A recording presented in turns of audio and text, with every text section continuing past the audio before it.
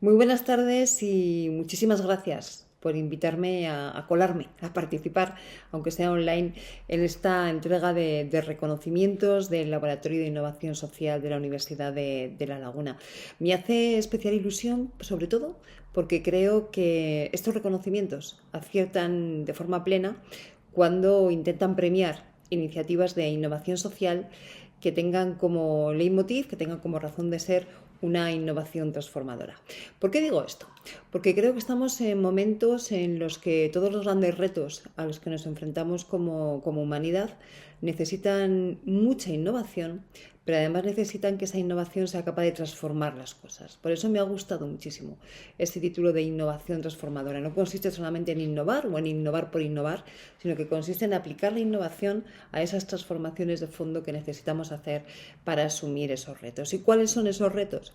Pues seguro que muchos de los que habéis pensado cuando habéis planteado vuestros proyectos tienen que ver con la transición ecológica, una transición que ya está en marcha, pero que nos obliga a repensar muchas de las cuestiones que configuran nuestro modelo social, nuestro modelo económico, nuestra relación con el planeta, en definitiva. Una revolución digital también que nos está incorporando una esfera distinta de convivencia, un nuevo espacio, no solo público, una parte pública, buena de ella privada, pero un nuevo espacio en el que cada vez pasamos más tiempo y en el que nos cuesta todavía entender cómo son sus claves, ¿no? Descifrar cómo se vive ahí dentro. Tendencias de ámbito global, como puede ser el movimiento de personas, cuestiones de carácter geopolítico que pensábamos que ya habían desaparecido de nuestro mapa, pero que sin embargo siguen allí y cada vez con mayor importancia. Todo esto nos dibuja un puzzle de enormes retos a los que hacer frente desde sociedades cada vez más complejas que necesitamos ir haciéndonos preguntas que nos contesten cuáles son los fundamentos que tenemos como sociedad.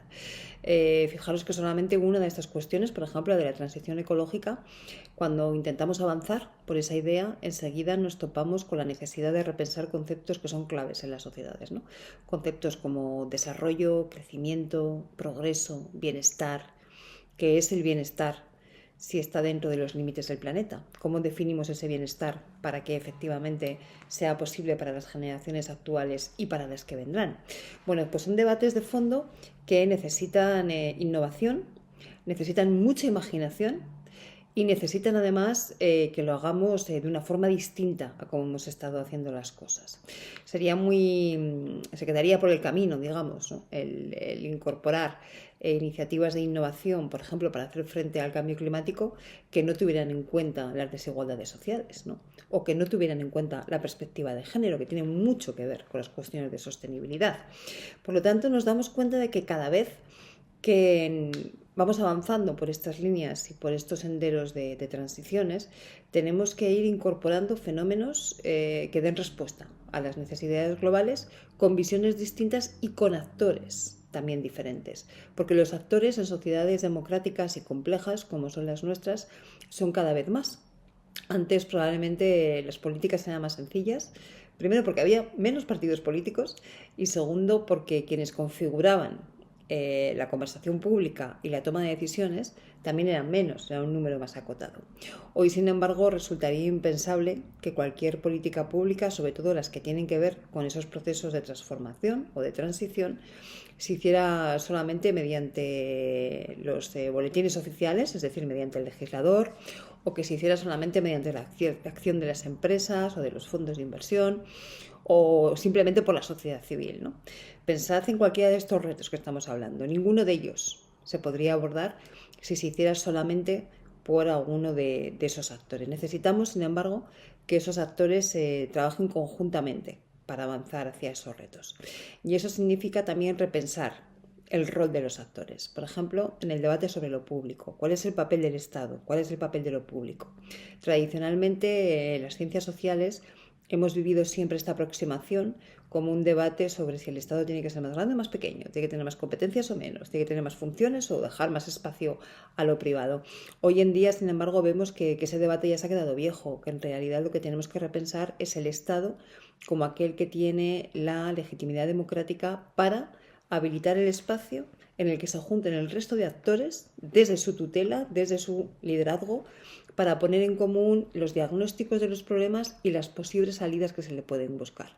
Por lo tanto, ya estamos pasando de ver el Estado no ya tanto para discutir si es más grande o más pequeño, sino para debatir el Estado o la administración pública como ese espacio que tiene la legitimidad de dar cabida al resto de actores, de forma que se pueda establecer una conversación que ayude a tener un diagnóstico compartido de los problemas y a identificar soluciones también compartidas. Eso desde lo público.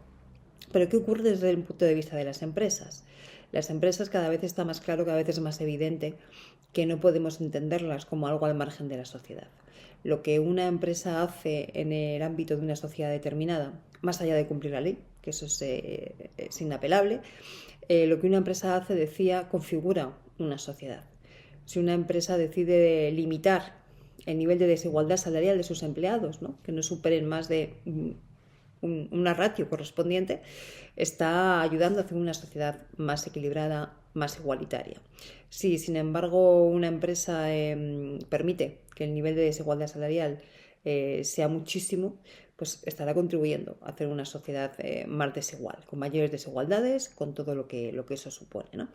O si una empresa decide incorporar procesos de sostenibilidad, ahorrar energía, ahorrar materiales, luchar contra la obsolescencia programada, por ejemplo, ¿no? En algunos de los aparatos que nos rodean, más allá de cumplir la ley, que insisto, esto es obligatorio, estará también ayudando a generar una sociedad más sostenible, mientras que si hace lo contrario, está ayudando a generar una sociedad en ese sentido con mayores riesgos, ¿no? A todos los niveles. Podríamos poner 1000 ejemplos, ¿no? En temas de género también.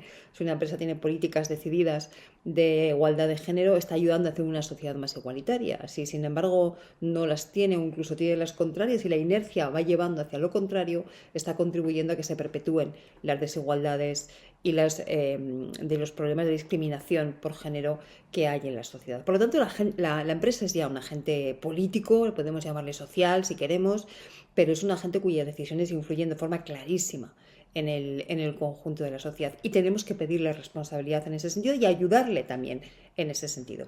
Y finalmente podemos hablar del tercer sector, ¿no? De las iniciativas de la sociedad civil, que probablemente muchos de vosotros procedáis de ese ámbito. Un tercer sector que cada día es más evidente su necesidad como espacio de generación de consensos. En las sociedades actuales, que a veces decimos que hay muchísima discrepancia política y es muy difícil establecer debates donde se lleguen a acuerdos, sin embargo, cuando en el seno de la sociedad civil, se llegan a acuerdos potentes, luego es muy difícil que eso no tire para adelante, ¿no?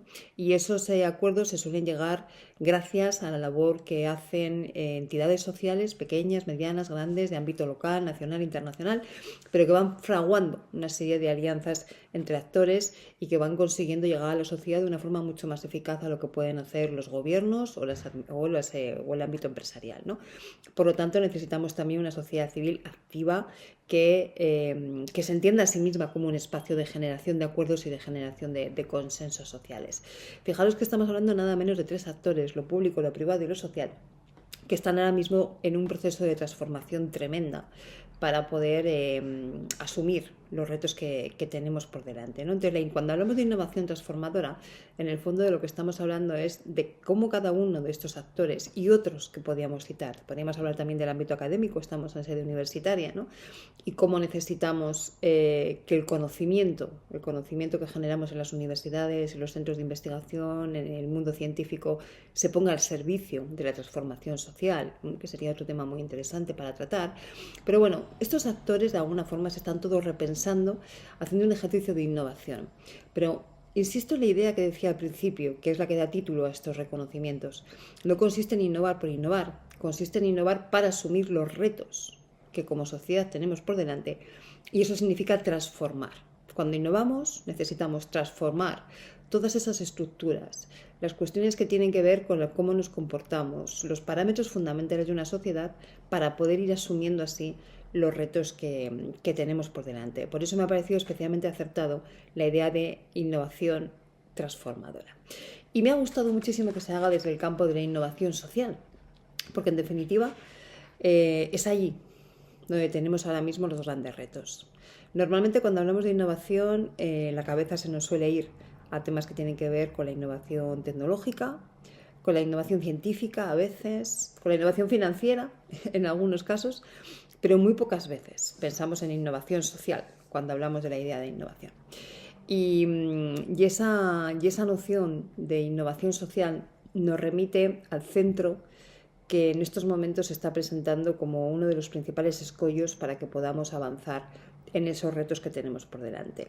Y es que si pensamos en todas esas transiciones, en la ecológica, en la digital, en los movimientos de personas, etcétera, muchas veces nos daremos cuenta que los principales desafíos no tienen tanto que ver con el conocimiento, porque sabemos mucho y más que sabremos, ni con la tecnología, que tenemos abundante tecnología y más que iremos teniendo, porque se está invirtiendo mucho para eso, ¿no?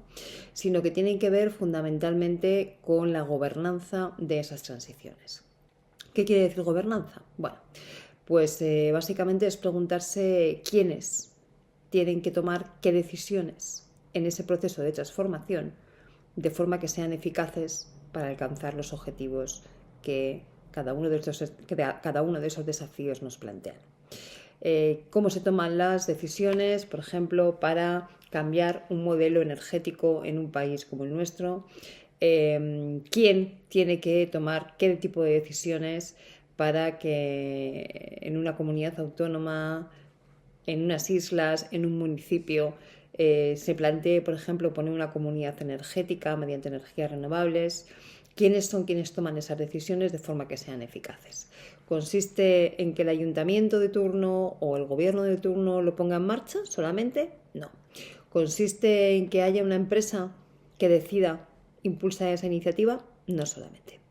¿Necesitamos entonces una asociación de vecinos o una sociedad civil fuerte que decida empujar por ahí?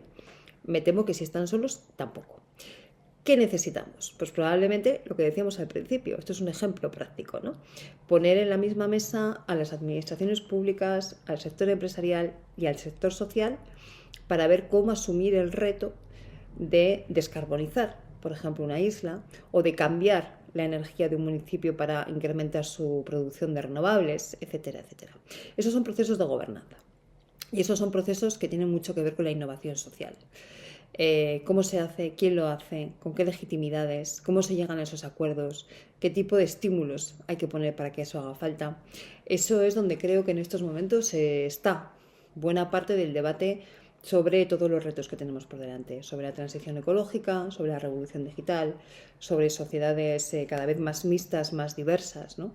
Sobre el reto que supone gestionar bien la migración, y digo reto que no problema, ustedes lo saben muy bien, ¿no? En definitiva, poner encima de la mesa la necesidad de cambiar nuestra forma de tomar decisiones colectivas para asumir retos que nos presentan nuevos problemas. Si los problemas son nuevos, no podemos intentar buscarle salida de forma como lo veníamos haciendo hasta ahora.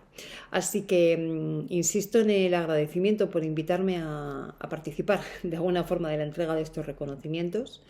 Me encanta esa idea de la innovación transformadora, porque efectivamente nos remite a la idea de que estamos innovando para algo y que ese algo significa transformar muchas cosas, y les animo a continuar trabajando por esta línea. Muchísimas gracias.